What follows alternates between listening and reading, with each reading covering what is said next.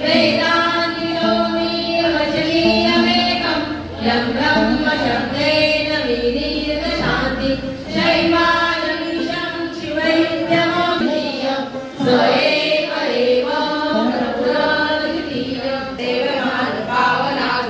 भूषणं ज्ञानयज्ञसूत्रबिन्दुशेखरं कृपाकरं नारदादियोगिवृन्दवन्दितं दिगम्बरं काशिकापुरादिनाथकालभैरवं भजे भानुकोटिभास्वरं भवादितारकं परं नीलकण्ठवीक्षदायकं त्रिलोचनं मृत्युदर्पनाशनं करालद्रक्षमोक्षणं काशिकापुरादिनाथकालभैरवं भजे साधनं विचित्रपुण्यवर्धनं शोकमोहनाशनं हे प्रयान्ति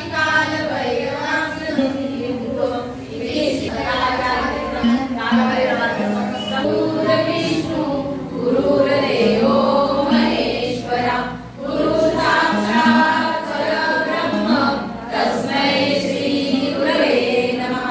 श्री स्वामी समर्थ महाराज की जय। श्री गुरुदेव दत्त। श्री त्र्यंबकेश्वर महाराज की गोदावरी माता की जय। सद्गुरु परम पूज्य भोले दादा की जय। श्री स्वामी समर्थ गुरु माऊली की जय। भारत माता की काली महालक्ष्मी महासरस्वती राजराजेश्वरी आई साहेब श्री अम्बा माता की जय। श्री अम्बा माता की जय। नमः पार्वती पतये हर हर महादेव। सदानंदा साहेब जय बोल जय मल्ला जय बोल जय मल्ला। श्री खंडेराय महाराज की जय। श्री खंडेराय महाराज की जय। श्री खंडेराय महाराज की समर्थ माऊली त्या सगळ्यांना खूप खूप शुभेच्छा। आज आपण मागच्या वर्षीप्रमाणे आज स्वामींसोबत सगळ्यांनी दीप लावून आपण आपली आज दीपामावस्या साजरी केली आहे। कोण सांगतंय? मी या स्वामी सेवेत म्हणजे स्वतःहून नाही आले, तर मला स्वामींनीच मला या सेवेत आणलं। मी जेव्हा कुठली पण गोष्ट करायला जाते स्वामींसाठी, त्यावेळेस मला अशा अडचणी येतात की स्वामी माझी अशी परीक्षा बघतात की तू कशी करते, म्हणजे असंच होतं प्रत्येक वेळी। म्हणजे ते माझी परीक्षा पण बघतात आणि मला भरून पण देत नाही। गेल्या वर्षी सेवेमध्ये पारायण होतं भागवतचं, तर पारायणाला जाताना मी विचारलं माझ्या मित्रांना मी पारायणाला बसू का, तर ते बोलले बस तू पारायणाला। आणि त्या दिवशी पहिल्या दिवशी आम्ही गेलो, पहिल्या दिवशीचा पहिला दिवस झाला आणि रिटर्न जेव्हा घरी आलो तेव्हा ते डायरेक्ट बोलले तू उद्यापासून पारायणाला जायचं नाही। तर मला म्हणजे असं आता मी काय करू, मग आता मी पारायणाला बसले, मग कसं काय करणार। मग स्वामींना बोलले आता तुम्हीच काहीतरी करा। मग दुसऱ्या दिवशी मी तयारी वगैरे केली, मला असं वाटलं मला ते जाऊ देणार नाही, तर ते स्वतः मला तिथे सोडवायला आले। म्हणजे रोज असंच 7 दिवस एवढी माझी त्यांनी परीक्षा बघितली, पण रोज मी निघायचे आणि ते मला स्वतः सोडायला यायचे। म्हणजे असं त्यांनी माझ्याकडून पारायण पूर्ण करूनच घेतलं। श्री स्वामी समर्थ। अर्पण करून आपण आनंद पण पाहिजे ना आपल्याला। तर माझ्या मिस्टरांना 99 मध्ये नोकरी लागली इकडे नेलीमध्ये, तेव्हा आम्ही शिरगाव राहतो, शिरगाव तालुका आलोरा जिल्हा रत्नागिरी। आम्ही तिथे राहायला होतो। मिस्टरने इकडे 99ला नोकरी लागली, तेव्हा माझा मोठा मुलगा होता 5 वर्षाचा आणि छोटा मुलगा होता 9 महिन्याचा। मग आम्हाला तिकडे सोडून ते इकडे जॉईन झाले, ड्युटीला जॉईन झाले। आम्ही दोघं 3 जण होतो घरामध्ये।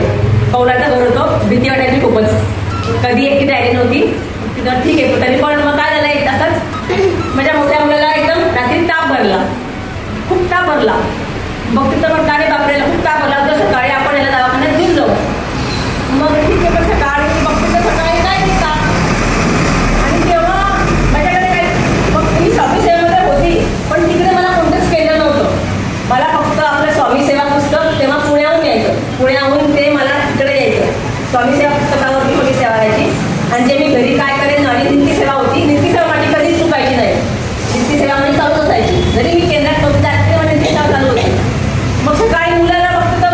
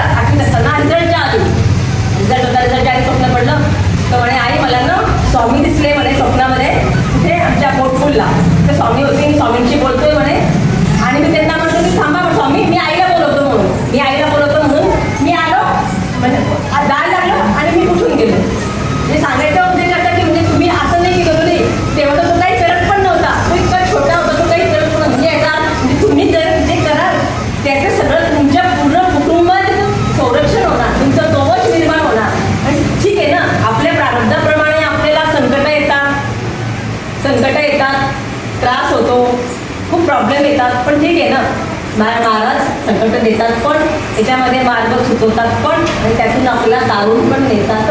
हा माझा स्वअनुभव आहे. अजून एक अनुभव मी आता सांगते की माझा छोटा मुलगा तिकडे टेकेवागला नाशिकला शिकायला होता. मी तिकडे त्याच्याकडे जायचे. असे एप्रिल महिन्याचा आपला सप्ताह होता स्वामीचा पुण्यतिथीचा. तर तिथे प्रहरे, तर तिथे मी जायची प्रहरे करायला. दुपारी भर उन्हामध्ये जायची तर प्रहरे घ्यायला. ठीक आहे म्हटलं आपण इथे आहे जोपर्यंत जितकी सेवा करता येईल तेवढी करायची. तिथे असताना मी नवनाथ पारायणाला पण जायची गुरुपीठावरती. म्हणजे 7-8 गुरुपारायण नवनाथ पण झाले आणि तिथे मी प्रहऱ्याला जायचे भर दुपारी. काय नाही, काहीच मागायचं नाही स्वामींकडे, काय नाही, सेवा आहे करायची फक्त. बाद जाऊन करत होती. हे सगळं होऊन गेलं. याचा अनुभव मला कधी आला मला सांगू. 2018 मध्ये मिस्टर आजारी होते. ते 1 महिन्याकरता ॲडमिट झाले दवाखान्यामध्ये. आणि अशा ठिकाणी होते म्हणजे जेंट्स असल्यामुळे तिथे जेंट्सच पाहिजे राहायला रात्रभर. तिथं बायकांना अलाउड करत नव्हते. मग मला प्रश्न पडायचा. नाही प्रश्न म्हणजे आता प्रत्येक जण तुझे आपलं काम सोडून थोडी राहणार आहे. एक मित्र यायचा, यांचा आला, तो थांबला 15 दिवस. भाऊ तो आला, तो थांबला 15 दिवस. म्हणजे या अनुभवाला असा आला की मला प्रश्न पडायचे आता ह्यांच्याजवळ राहणार कोण, रात्री राहायला कोण, हा प्रश्न पडायच्या आत उत्तर असायचं की आम्ही येतो, आम्ही थांबतो. म्हणजे याचा अर्थ महाराजांचे प्रहरे आपण सांभाळले तर स्वामी आपले प्रहरे स्वामी सुद्धा सांभाळतात. म्हणजे तुम्ही जी कोणती पण कधीही केलेली जी तुमची सेवा आहे ना ती कधीही वाया जात नाही. आणि तुम्ही कधीही म्हणजे असं मला हे पाहिजे स्वामी, मला ते पाहिजे स्वामी, मला असं करा तसं करा, अजिबात असं म्हणायचं स्वामींना. करत राहायची फक्त सेवा स्वामींची. स्वामींवरचा विश्वास कधीच कमी नाही होऊ द्यायचा. ते स्वामी